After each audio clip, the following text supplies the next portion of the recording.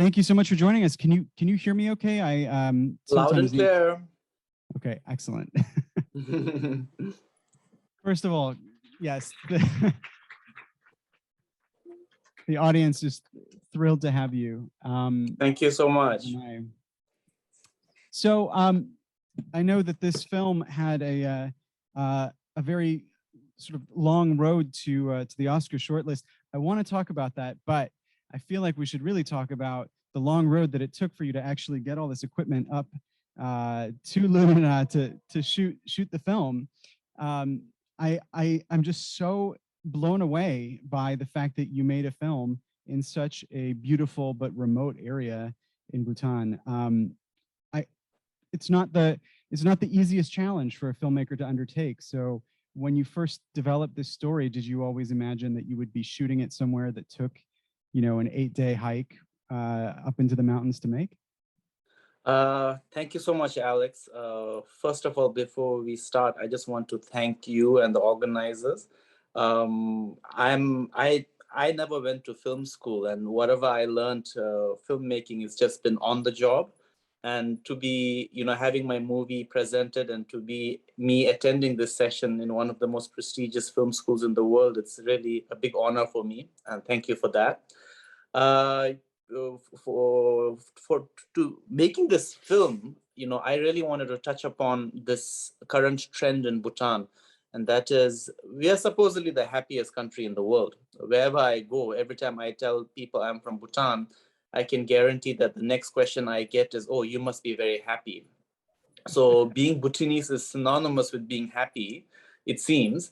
But I found it very, ironic that though we are seen as the happiest country by the outsiders, within Bhutan, there's this trend for all the younger Bhutanese to kind of seek, their own happiness elsewhere.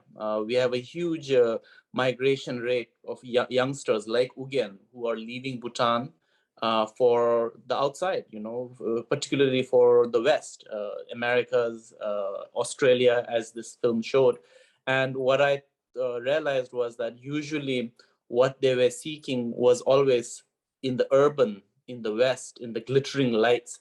So I wanted to create the story where, we take the protagonists into the furthest possible settlement in Bhutan. And for many years, I researched, and every time I pushed myself further and further away from civilization, I realized that the sad reality is modernization's, reach is so strong, that I had to do it in Lunana, which is the most remote settlement in Bhutan. And correctly, this place is known in Bhutan. I mean, Lunana itself, in our language, it translates to as the Dark Valley, because it's always known as the most, remote place.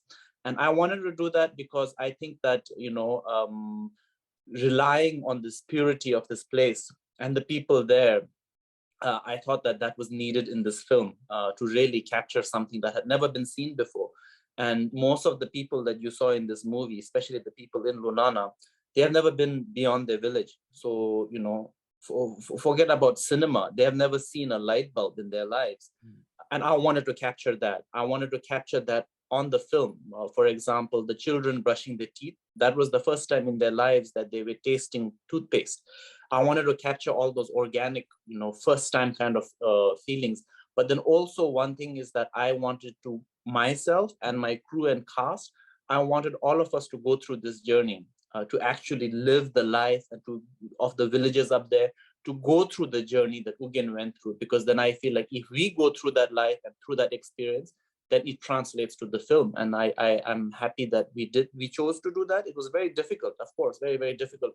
But then I think that it translates well on the film. So I'm very impressed with all of the villagers that you used, but I'm curious, you didn't know in advance, right, that they were going to say yes to you coming in and filming their village and starring in your movie when you were writing the script. So tell us a little bit about the conversations you had with them at the beginning. To really understand if they were going to be, cast members and welcoming of the film crew. Well, as you can imagine, making a film in a place like that, it takes a lot of planning. Shooting wise in Lunana itself, we were there for about 2.5 months, but we were in pre-production for almost a year and a half. because we had to prepare everything. So for a year and a half, we had this time to kind of like get to know the villagers, to live their lives, to become one with them actually. And Bhutanese, we are a very open culture, open people. We are very welcoming with outsiders. Even like, for example, if you go into a remote village, and even if you don't know them, people will be welcoming. They will make sure you have something to eat, you have something to drink. Very hospitable people. So they were very welcoming with us. But then also one thing that spending 1.5 years in pre-production, what helped was I got to really study the people, get to know their stories. So the script really evolved as I was learning their ways, being with them, because what I tried to do was every time I casted someone into the movie, I kind of learned about their story and incorporated their story in the character. Because as I said earlier, these are people who have never watched a film, so they have no acting experience. So one thing I tried to do was I made the characters themselves. So I wasn't telling them to perform or pretend to be someone else. They were just sharing their life stories in the movie, especially like Pemza. When I first met her, she came to me and she sang this beautiful song. It was in the winter, it was so cold. And she sang this beautiful song, and I decided that I wanted her, and I asked her, can I talk to your parents? And that's when I realized that her father couldn't even get out of bed because he was the village drunk, and then she didn't have a mother. And then she was with her grandmother. And then when I went to see her house, it was very heartbreaking. She was living in like a YAK shed, and they didn't even have enough to eat or enough blankets there. And I felt really, really sad. But then, what I found so fascinating was, even though she was having this hardship, she had this beautiful confidence about herself, and it was so uplifting to everyone else, and then what I decided to do was I made the character in the movie her. So she was just being herself. And in the movie, actually, we shot the movie in a linear fashion. So the characters were all growing with the story, with the character. And actually, the last scene of the movie was when the teacher was leaving Lunana. So at that scene, because everyone was so invested emotionally into the story, that last scene where you saw Pemzam well up, that's not acting. She was really all welled up and crying, because for her, in her real life, the teacher figure is so important to her. And then she really felt like the teacher was leaving at that moment. So, have they been able to see the film? Unfortunately, no. When we went up, we took one suitcase generator just in case our solar panels didn't work. And I left that behind because I told them that once the film was made, I'll come back up and then we can have a screening in that valley where the children are dancing at the end. And I thought that would be such a beautiful, full circle journey for the film, to make this film up there, and then for their first cinematic experience to be a movie about themselves. But unfortunately, just as the film was finished and we started our festival run, the pandemic hit. And, this village, as I was saying, they don't have much interaction with the outside world. So they have a very different immune system than the rest of us. So it's very, I think, dangerous, for us to go up there, especially at this time.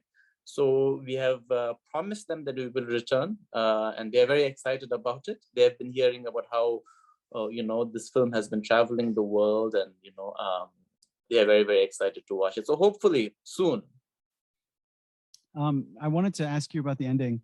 Obviously, you fight against the urge for the overly sentimental decision for him to just live there forever, which I'm sure the audience would have loved. But it's a very honest ending, and of course he does realize how tied he is to his roots when he sings a song.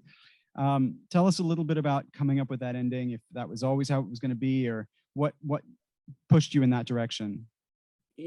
Actually, in one of the first drafts when I wrote the script, I had him returning the next spring. But I thought that maybe I should stick with what reality is. this film kind of represents whatever's happening in Bhutan. You know, we are a very unique culture. You know, we have been isolated for the better part of the last century. We only, you know, we became the last country to connect to television and internet in the 2000s. That was when I was a teenager. So this change is happening, and I felt like, you know, it should reflect what is reality. And in a way, you know, I'm not telling people, I'm not telling the younger Bhutanese, oh, you know, don't leave your country, you know, you should follow your dreams, you should do whatever you aspire to do, but it is very important to know where you come from, your roots. And in a way, that's why he sings the song at the end. A big thing that a theme that I always try to tell with this movie is, you know, what we seek out of life is in the lights, right? As I was saying earlier. And then here we journey into the shadows and into the darkness. And what I'm saying is that it is only through the experience of what shadows and darkness is can we really appreciate what light is. So that's the message I'm trying to put across. And this change of modernization, globalization, it's really inevitable. It's coming anyway. You know, Alex, the funny thing is when I was leaving Lunana, it was quite strange. The day I was leaving Lunana, another group came in to take over the house where I was staying in. And this was the government officials who was coming to install cellular towers. And it was a very bittersweet moment for me because there I was trying to capture this last scene, you know, this place that no one had seen. And when I was leaving, these cellular people came and I was thinking, oh, there goes the purity of this place now, you know. We won't have these beautiful stories, you know, coming out of here because now they are connected with like everyone else. And yes, you know, life gets better with these things coming in. But then, as I was saying, the stories disappear. Yeah. It's always a really interesting kind of sort of difficult thing to understand, which is like, you know, we appreciate the purity, but what are the villagers, what's their feeling about having more connection to the outside world? Do they embrace it, or are they feeling like something's being lost? You know, they actually can leave the place if they want. It's quite interesting. Especially the older people, they have come into the cities. They have, you know, they have that choice of leaving that place. And I had a conversation with them about this as well. I said, oh, you know how it is down there. You know, why don't you just move down? It's easier. And they said, no, you know, we actually like it up there. We know it's harsh. We know it's difficult, but this is home for us, and this is where we grew up, and this is where we want to die. And you know, I thought that was very beautiful. And that is kind of like the message I'm trying to put across, you know, especially for the Bhutanese who are watching this film, you know, to really know their roots, where they come from. The use of the sort of yak herding song it's so important in the film. I'm curious how much of that was inspired once you got there, or if you had that always as a structural point in the screenplay. Well, actually, it was one of the first things that came, you know, when I was writing the script. I wanted to build a story around this song. And it was actually every element of this movie, the storyline, the characters, it's all based on true stories, true accounts that I was collecting. And this was when one of the yak herders that I met actually sang the song for me. And then he said that he was singing it as an offering. And I thought that was so beautiful. And the more I looked into the lyrics, I realized that this song really represents Bhutanese culture. You know, this whole belief in this cyclic existence that we live in, how everything is connected and interdependent to one another, but also how, you know, we respect the world we live in, we honor the world we live in. And that is something very important, Alex. In Bhutan, we have so much veneration for the earth, for the world. For example, Bhutan has has the most number of virgin mountain peaks, that are mountain peaks that have never been climbed. It's in our constitution that we cannot let our forest coverage drop below 65%. So these things are, I think, reflected in the song. And another reason why I wanted the song was, as Bhutan modernizes, we are kind of forgetting these traditional folk songs, you know, and I wanted to try and bring it back to being relevant. I'm curious to hear your approach to capturing sound. Were you, I mean, I'm sure there's a lot of wind and other natural sort of elements up there. Was it pretty standard once you got the equipment up there, or was there anything special that you had to do? Well, you know, Alex, the thing is the Bhutan film industry is very, very small. And we are, most of us are, you know, not even professionals. Because our film industry doesn't give that, you know, it's not big enough to be it a primary source of income. So most of our crew, they're working as waiters, you know, and cooks and all that. And the one department that we had to bring from outside was the sound department. He was an American who lives in India, and he came. So you know, definitely it was very challenging. First of all, to get the equipment up there. So he had to build a special, you know, portable device just to work up there, and that had to be solar powered. And definitely very, very, very windy. And I think he did an amazing job. You know, he even put microphones inside the YAK dung. So and the teacher was picking it up. It sounded really good, you know, God. And very, very, very innovative ways of working. But yeah, it was worth it, I think.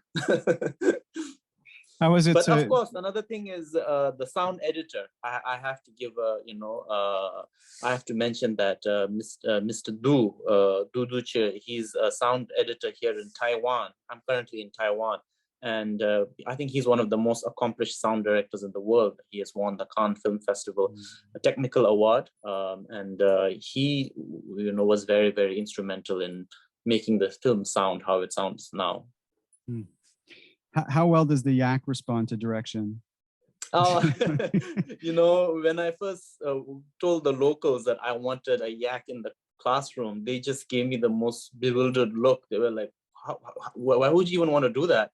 And the YAK, actually, they're, you know, they're not totally domesticated. So they're quite wild.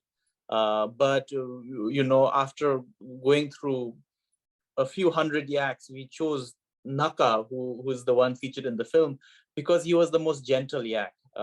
He's usually used as a YAK who saves people from altitude sickness. He carries them down to the lower altitudes, and he was very old, so he was much easier, you know. And he was great, you know, he was great, much easier than directing the villagers and the children. But sadly, once the film was made, he passed away from old age, but I'm very happy that he lives on in this film.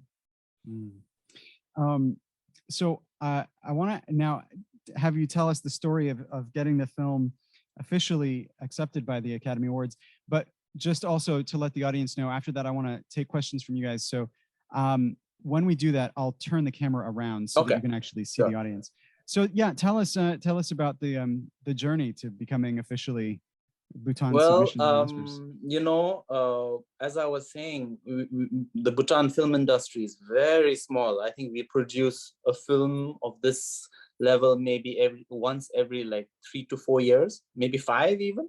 And the last film that was submitted to the Oscars was The Cup, which was in 1999. So it had been a long time. And when we first came up, when my agents first came up with the proposal to submit this film, you know, we were all doing it for the first time. So we had no idea how to go about it. They told me that they need a letter from the Bhutanese government, and that's what we did. The Bhutanese government willingly gave the letter. But, you know, with the Academy, I'm sure it's because they get so many submissions. It took almost like 5-6 months before we heard something back from them. And that was, Bhutan hadn't submitted a film in 23 years, so your committee isn't recognized by us. And now the deadline is up, so there's, you know, we can't accept you, but please submit for the next, you know, Oscars. So that's what we did. Then we went back, and then we formed a selection committee. Then we submitted the selection committee to the Oscars, and they said yes, approved. So then the selection committee submitted us. But it was very interesting because all that happened with just a few days left for the deadline for the second time. So it was very nerve-wracking. So I finally signed into the Academy website to submit the film. And in the first page, you have to select the country. There was no Bhutan after all that.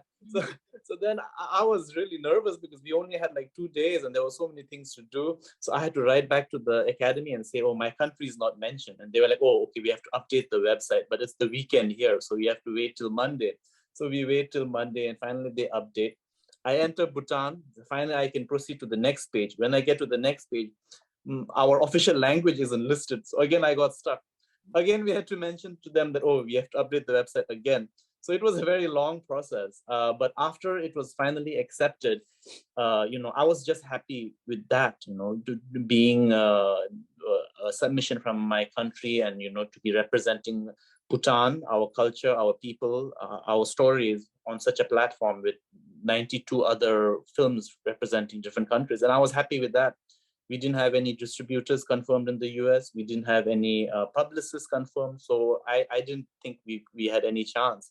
And when the shortlisting was announced, it was very surreal. But I have to mention this, Alex. I think this is really a celebration of the arts, of creativity, and of film. That a film from the smallest country in the world, powered by solar batteries, with people who have never seen a film, somehow, through its own merit has found itself shortlisted.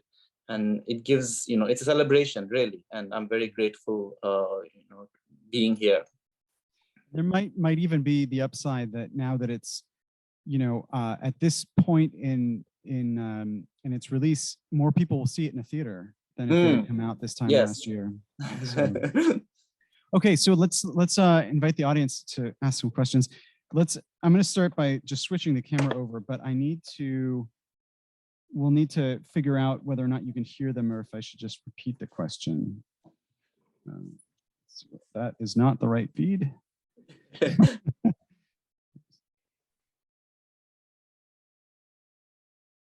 So let's see. All right. So who wants to jump in? Yeah. Yes. Well, let's see if he can hear you. No, maybe not. No. You can. All right. So I'm gonna circulate a microphone.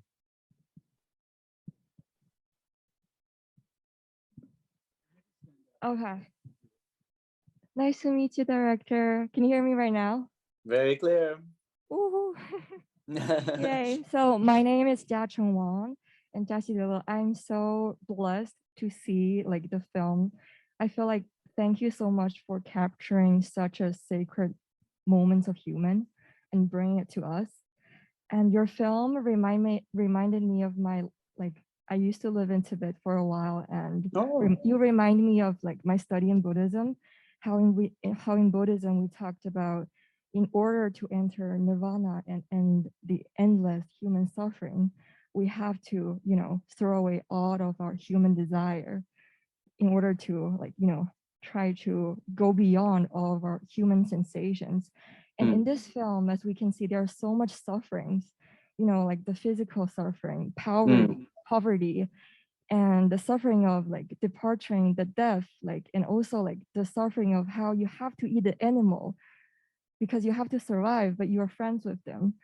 So I was wondering, like as part of human desire, the passion to be compassionate with other people is a part of your gene, but like how do you think the villagers find strength in overcoming such suffering with compassion when the world is not compassionate and empathetic to them?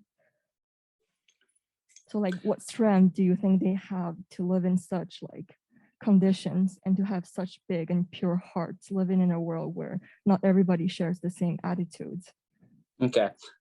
Thank you. I think it goes back to what Bhutan represents. The thing with Bhutan is throughout our history, we have always been known as a country that values happiness. Now, of course, when you talk about happiness in a modern world, it's different. And in Bhutan, we are a country that is built on Buddhist foundations. And it's interesting, when the Bhutan's constitution was first written, and this is in the early 1900s, one of the main articles in the constitution was, it stated that the purpose of the government is to make its citizens happy. And if it cannot provide happiness, then there's no need for it to exist. But then Bhutan's happiness, there's a saying in English, wealthy and healthy make a person happy, right? But in Bhutan, what our happiness is wealthy and healthy. But then when you talk about wealthy, in Bhutan, it actually means contentment. And this is something that, the villagers have tried to show in this movie. For example, that scene where the father, is barefoot, and then his little child is wearing rain boots. That is actually a true story that I experienced, and that's why I put it in this movie. Something that I realized in Lunana is everyone is so content. They are materially living in poverty, as you said, but then it is the sense of contentment. When you have that sense of contentment and say, I have enough, then you're wealthier than the most materialistically rich person.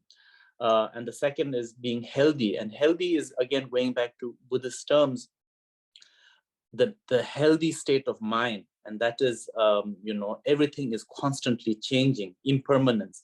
And in Bhutan, especially in places like Lunana, people are very accepting of change. They know that everything in life is impermanence. But impermanence doesn't mean something bad. It just means it's constantly changing. By that, it means, yes, something good will come to an end, but it also means something bad will come to an end and might become something good. So that is there. And I think when you have that contentment and that accepting mind of change and impermanence, then these things you were talking about, like being compassionate, being loving, all that naturally comes out. And that is actually something throughout this movie I feel the villagers in Bhutan have, but then people like Ugyen are kind of losing that connection, and in a way, I'm trying to reconnect the Bhutanese people with that.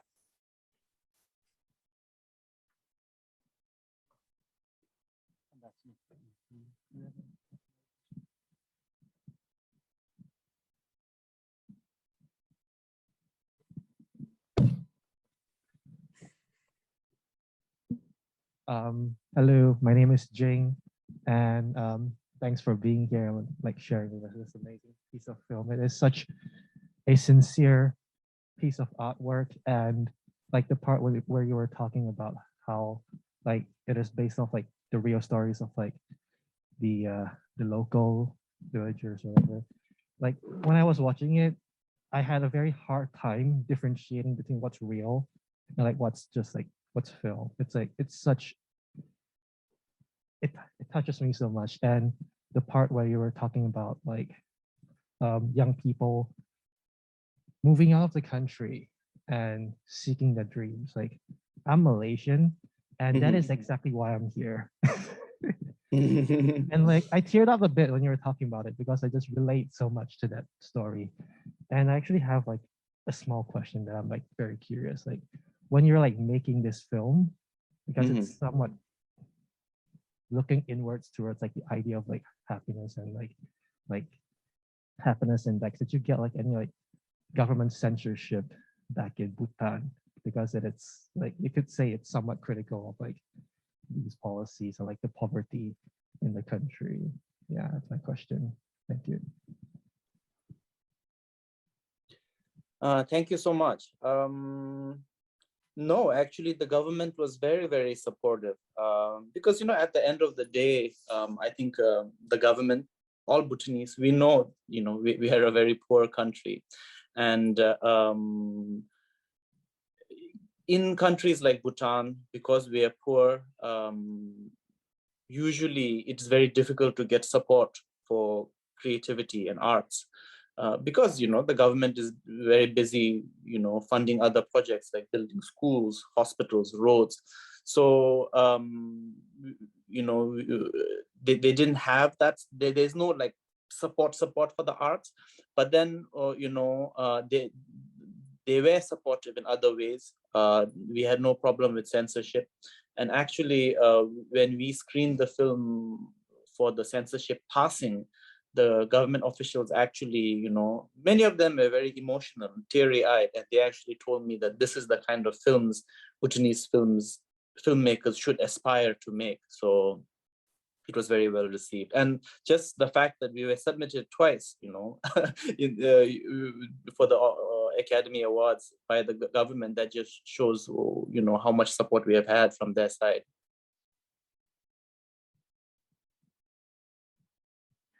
Hi, I also like enjoyed the film a lot.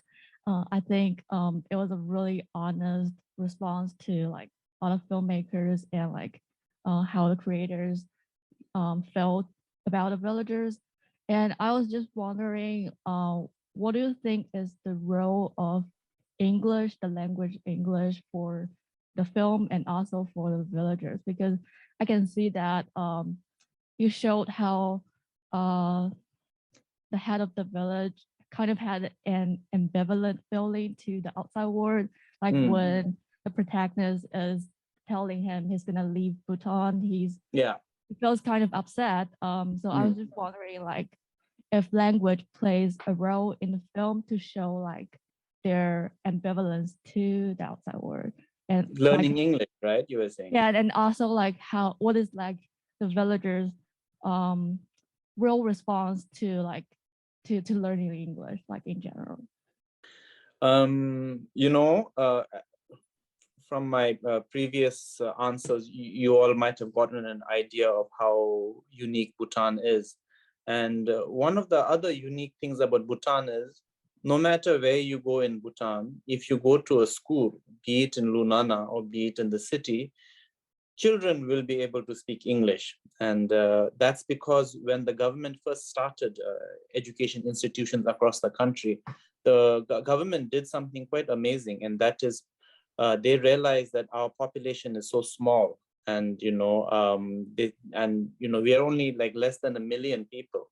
I come from a capital city where it's just like 90,000 people living there. And what the government decided was, if everyone speaks our national language and doesn't speak English, when we leave our country, we will be handicapped. We won't be able to talk to anyone. We won't be able to converse with anyone. So the government decided that all the schools will study English no matter what, and then also have our national language as a second language. And that is why I, a Bhutanese, am able to converse with you all in English. So yes, schools are all taught in English.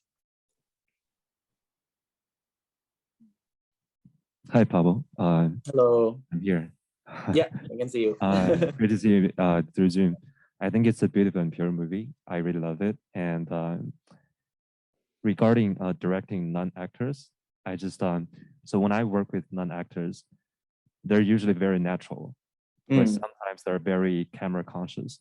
Yes. And you talked about like your actors, they've never seen cinema, but they've probably never seen a camera either. Yes. I was wondering, when you're working with them, have you encountered that problem and how you deal with that? Thank you. Just a few days ago, I was having a Zoom conversation with director Ang Lee, and then he asked the same question. He was telling me that, when he makes films, he casted lawyers to be playing lawyers or doctors to be playing doctors. And then he felt like they would be able to do it. But the moment he calls action, they kind of close up. And he was asking me how I was able to do it. And I said, because my actors had no concept of camera. They have never seen films. They have never seen a camera before. So they are not conscious about it. A lot of times we would just place the camera and, the school children didn't even know what we were capturing. They were like, what are these people doing in our classroom, And we would just give them the instructions and, just tell them, oh, don't spike, don't look here, and then just let them play out. So a lot of the classroom scenes, specifically with the children, it was all organic. There was no directions given. We just tried to have a classroom scene with the teacher teaching, and then they were just being themselves. So, they were digging their nose, copying from each other, all that. It was very spontaneously captured. And as I mentioned earlier, what I also tried to do was I tried to take out the acting, element from the story. They were all being themselves. Not only with the people in Lunana, but even Ugyen himself. All the actors that you saw today are non-professionals acting for the first time. When I casted Sherab as Ugyen, I met him and I realized he has this presence. He was good on camera. He was confident. He was a good singer. But what sealed the deal was when I was talking to him and I asked him, what are you doing the next few months? And he said he was waiting to get his Australian visa to go to Australia, to pursue his music career. And I thought that's perfect, so then that's how we brought him on as well. So everyone in the film, there's some element of their real life in it, I think, which helped a lot. Thank you. Hi, my name is Yaxin, and I really, really like your movie as well. And one thing that really struck me was just how beautiful, like, you captured those people. The way, like, you shot those people, it feels like they're like looking to the camera from their soul in a way. And for me, that's just like really, I guess, deep in a sense. Like, you can do that without like, really like building a bond with them. And that was like, I really, really love that.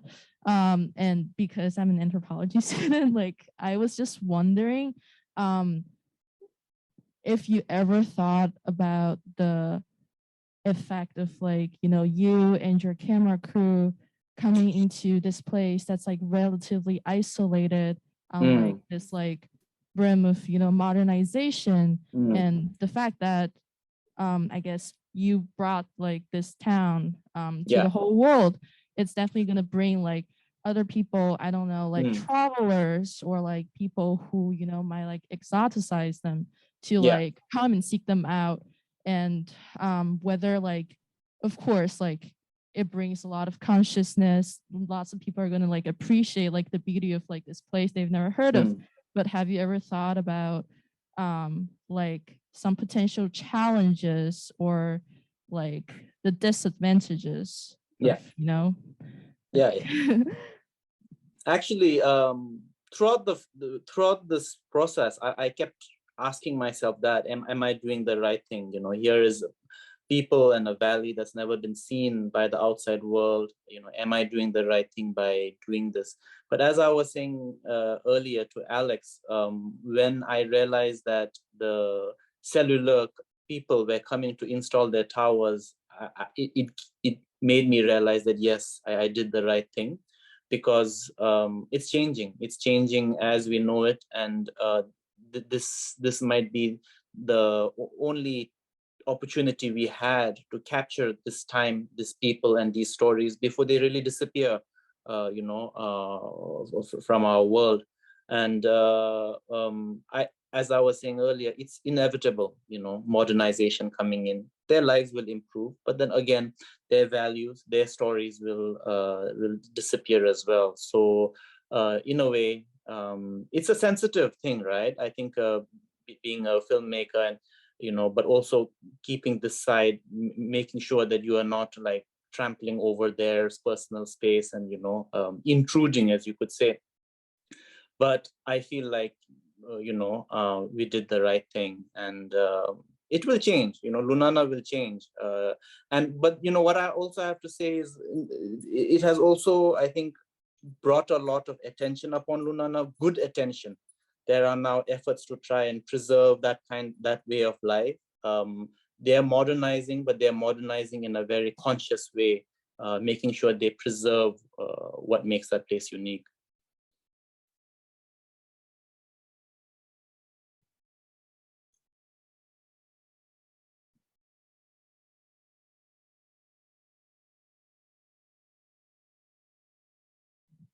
Hello, my name is Charles. Hello. Thank you for that unique film. I just wanted the ending. I just wanted to see if I was reading too much into it, but I got a feeling at the end of the film that there he was, in the big city, and he's playing his guitar, and nobody was paying any attention to him. It was like it didn't matter. And here he came from a place where he was getting so much respect, and then all of a sudden it hit him. And it dawned on them, and that's why he pulls off this piece of paper. And I almost felt like at the end of your film, you actually gave us a hint that maybe he is going to go back in the springtime. Am I reading too much into it? When we screened this movie in Bhutan, I had, kids come to me crying, upset at me that I took the teacher away from Lunana. And what I was telling them was that more than the outside change, the inside change is what matters. And the fact that he's singing the YAK song in Australia is that he has changed inside, and he carries Lunana with him inside wherever he goes.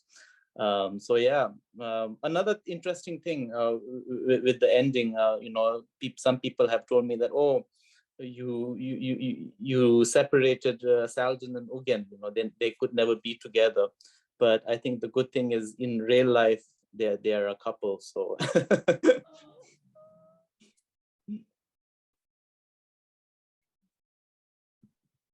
Hello, hello. Hello. My name is Bridget.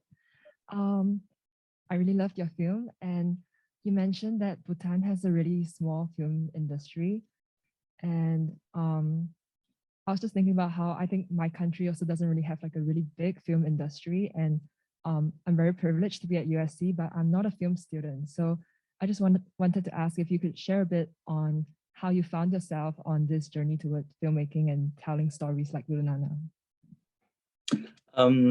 You know, in Bhutan, I think in many cultures, the storytelling is such an important foundation of culture and history and society. And in Bhutan, it's even more.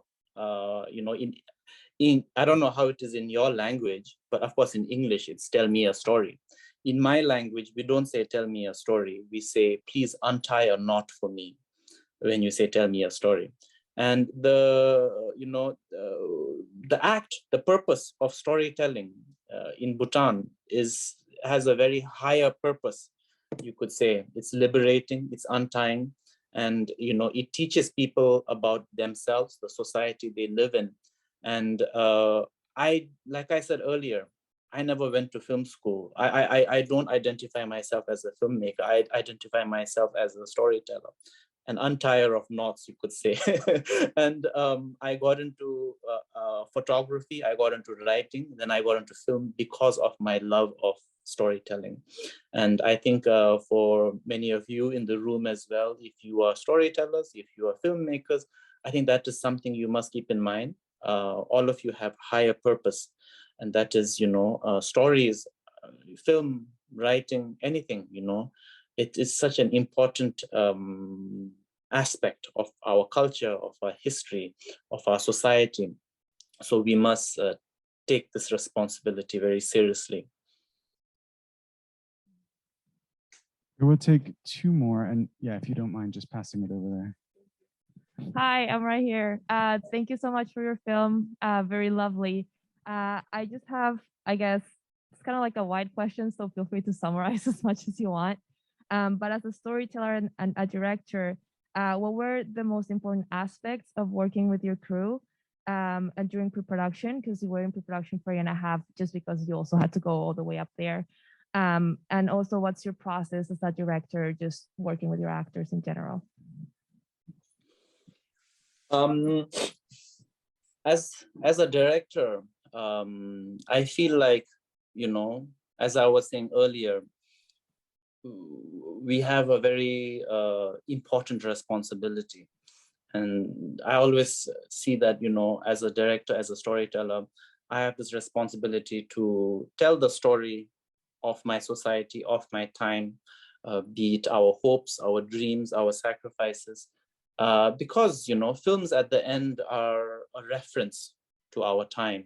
And I find myself very motivated by that. You know, I don't want to make films to become box office hits or, you know, to become famous or anything, but I feel like I have this responsibility to capture my society and, you know, to tell the stories of our time. And that is what drives me as a storyteller. For my crew, you know, I have to tell you this, given the logistical challenge of making this film, when we went up to Lunana, there was like 50% of myself, I didn't even feel like we would be able to finish this film because it was just so difficult. You know, we reached up there, we had a 700 kilo YAK in the classroom. We had a bunch of actors who had never seen a film in their life.